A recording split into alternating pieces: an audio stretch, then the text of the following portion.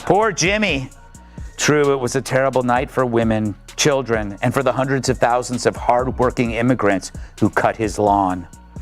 It was a terrible night for women, for children, for the hundreds of thousands of hardworking immigrants who make this country go, for healthcare, for our climate, for science, for journalism, for justice, for free speech. It was a terrible night for poor people, for the middle class, for seniors who rely on Social Security, for our allies in Ukraine. Kimmel's a loser. I do Jimmy Kimmel. I did him a lot. Yeah. And he'd be standing on the sidewalk. Oh, sir, may I bring you in? He'd bring me in every time. The whole show is talking bad about Trump. He called us doofuses when we had you on. It's a group of doofuses in flat-brimmed hats. Guess what? We Ask him how many. what he did. Ask him. Yeah, you do bigger. Yeah, you do. Jimmy Kimmel has just been hit with a massive $500 million lawsuit from Donald Trump, and Greg Gutfeld isn't letting it slide.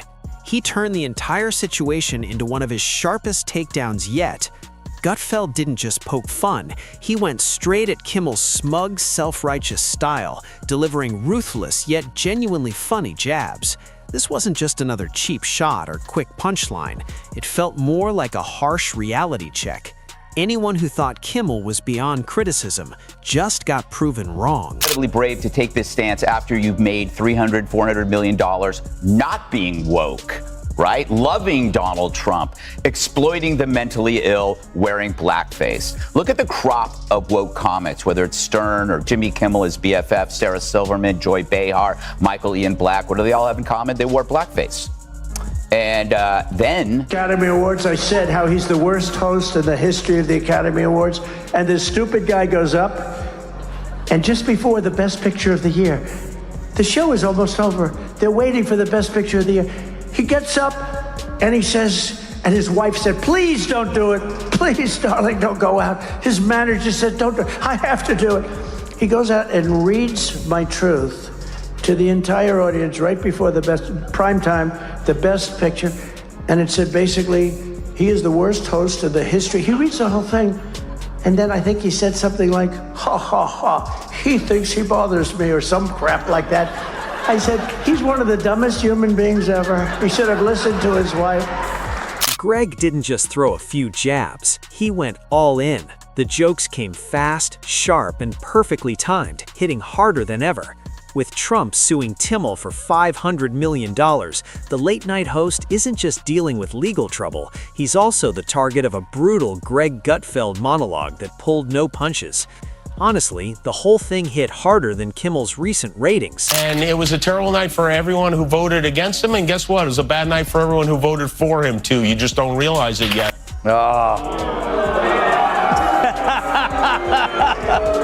You know what? If I ever cry on TV, it'll be because Maroon 5 put out a new song. The show opened with real energy. Greg walked out, that familiar smirk on his face, knowing he was about to relish this moment. The headline of the night was Kimmel facing a $500 million lawsuit, and Greg didn't hesitate for even a second. With the crowd on his side, he jumped right into it, grinning like the class clown watching someone else finally get called out. The irony of the moment was just too good to ignore. Just got a review, and has there ever been a worse host than Jimmy Kimmel at the Oscars? His opening was that of a less than average person trying too hard to be something which he is not and never can be. Get rid of Kimmel and perhaps replace him with another washed up but cheap ABC talent, George Slopanopoulos. In this story, Kimmel plays the role of both the class clown and the judge, while the principal is the one handing out the $500 million bill. You could feel the energy in Gutfeld's voice as he dove straight into the moment. He painted Kimmel as someone trying to juggle roles, therapist, preacher, comedian, but failing miserably at all of them. The killer phrase was at the end when Kimmel said, "You just don't realize it." Because you see, he's smarter than you, and he needs you to know that. And his ego can't bear that there's someone out there more famous and more influential than him.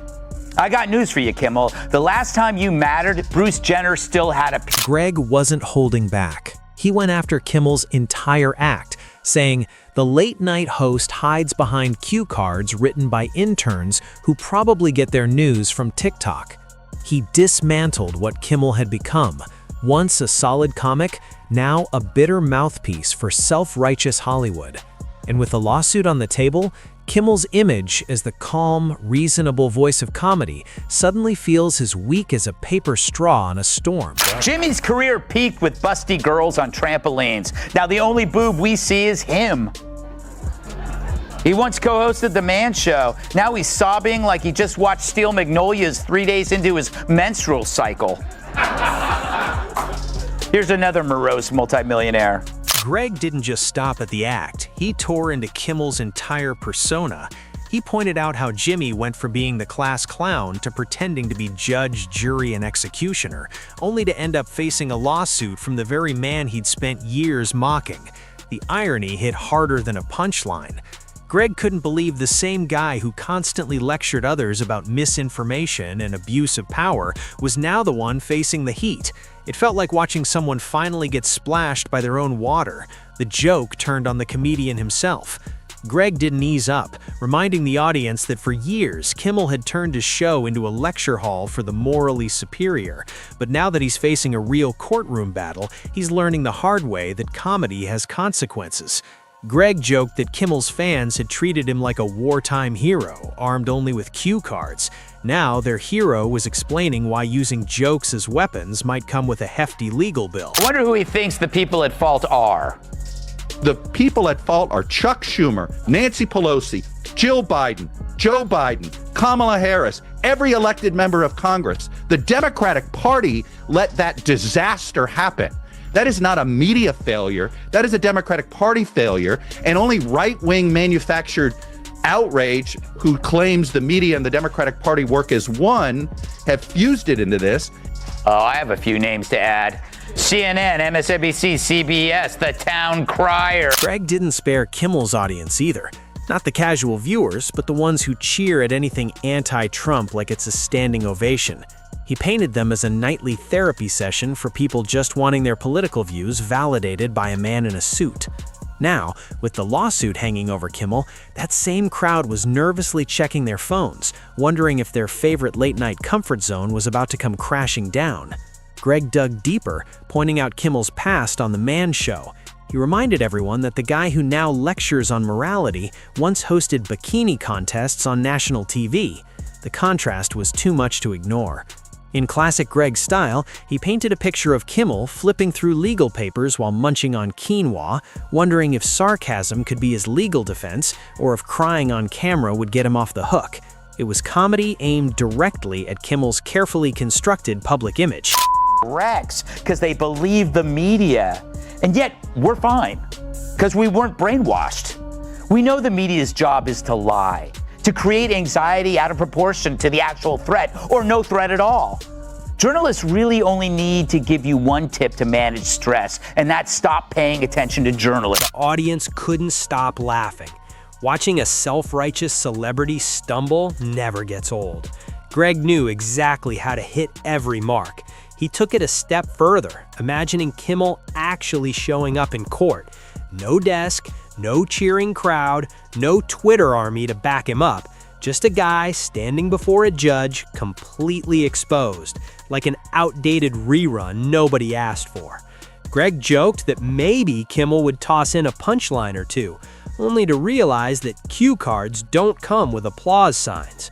Once you strip away the stage and cameras, all that's left is a man who thought he was untouchable, until Trump showed up with a $500 million reality check. Greg even laughed at how the media would spin it, turning the whole thing into yet another story blaming Trump, even when it was Kimmel tripping over his own words. Kimmel cry.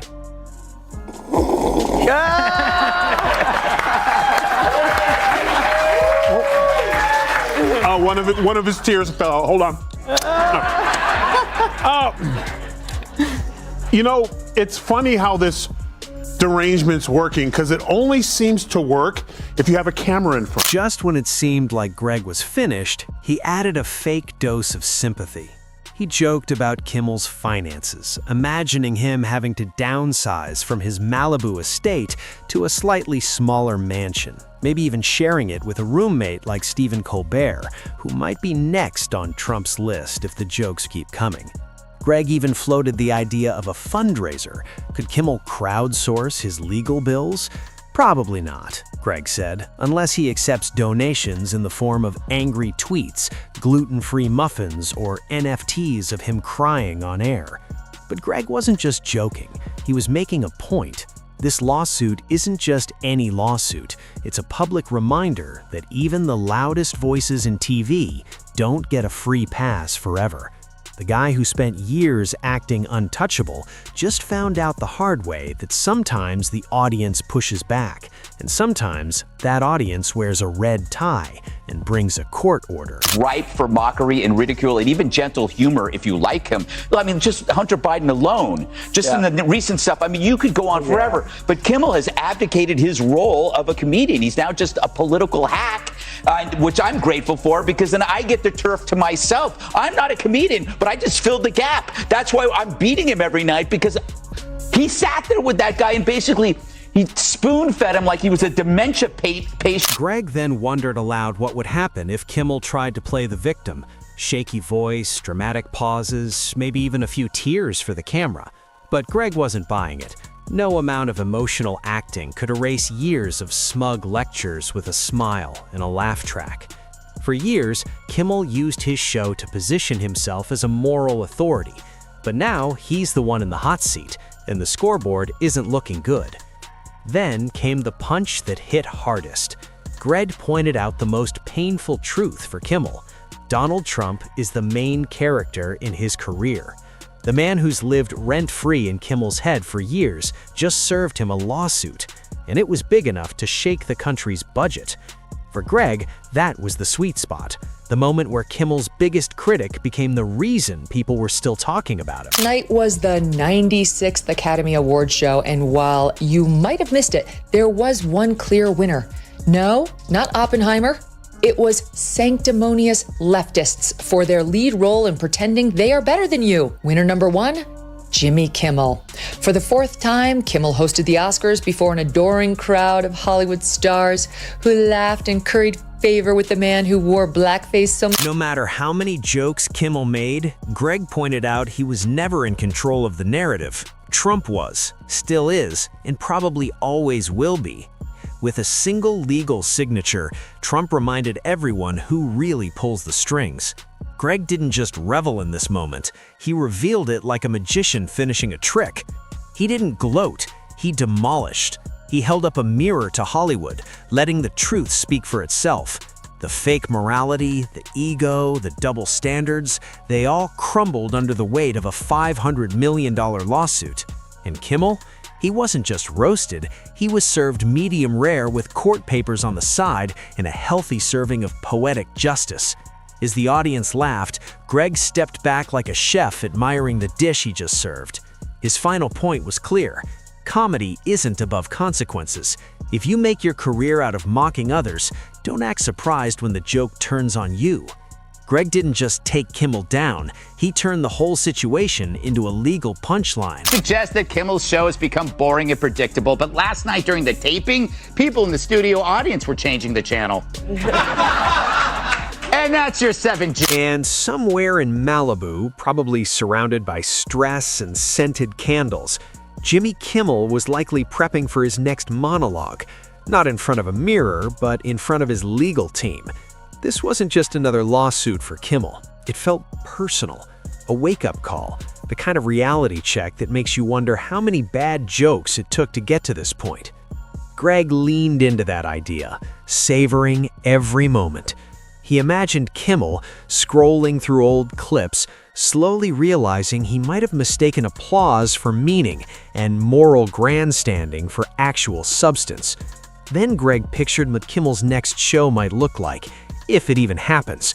The forced laughter, the awkward jokes, the tension you can't joke your way out of. And with that, Greg let the moment breathe. No need to oversell it. Sometimes the truth delivered with a smirk hits harder than any punchline. And when Greg's the one smirking, you know the roast is just getting started.